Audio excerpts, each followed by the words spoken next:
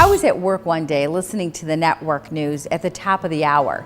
I sat in the newsroom producing my own local piece for that day when I heard a report about overweight people in the workplace and how the lowest paid people on average were overweight women.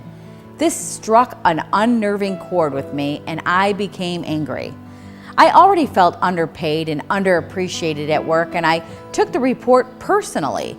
I marched into my program director's office, repeated the report I had just heard, and blatantly asked if that was the reason I was underpaid because I was an overweight woman in the workplace.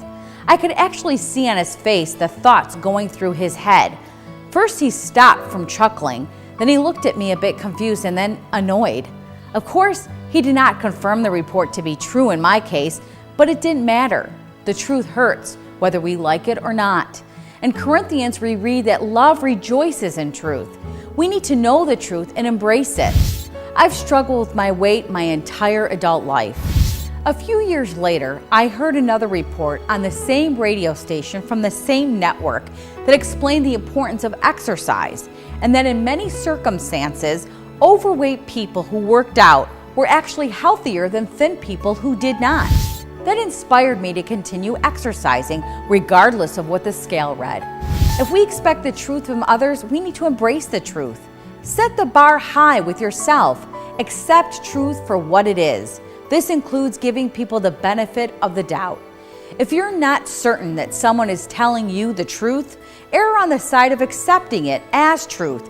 And if it turns out to be a lie, repeat to yourself, "Fool me once, shame on you. Fool me twice, shame on me." Respond respectfully when people tell you the truth, even if it's an uncomfortable one. I had a coworker tell me once that I took things too personally. It was hard to hear, but from previous experience, I knew it to be true, and I had to figure out how to deal with it. I thanked him for the observation and often go to him for advice on situations when I think I'm taking things too personally. When it comes to embracing truth, don't ignore the lies just for peace sake.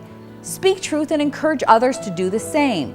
Throughout Scripture, we read about the importance of not telling lies. From Genesis to the Gospels, we are shown the devastation of lies and believing them. Honesty is essential to every healthy and loving relationship, including the relationship you have with Christ. Even when you think you have fooled others, you can never fool God. Just think about the times you have been on the receiving end of a lie and how it affected you. Think about the times you know others needed to hear the truth and you were too afraid to tell them.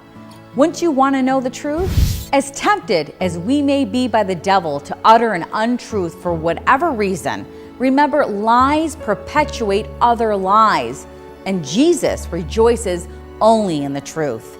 This has been a Christ-centered communication message. I'm Vanessa Denha Garmo, a communication evangelist.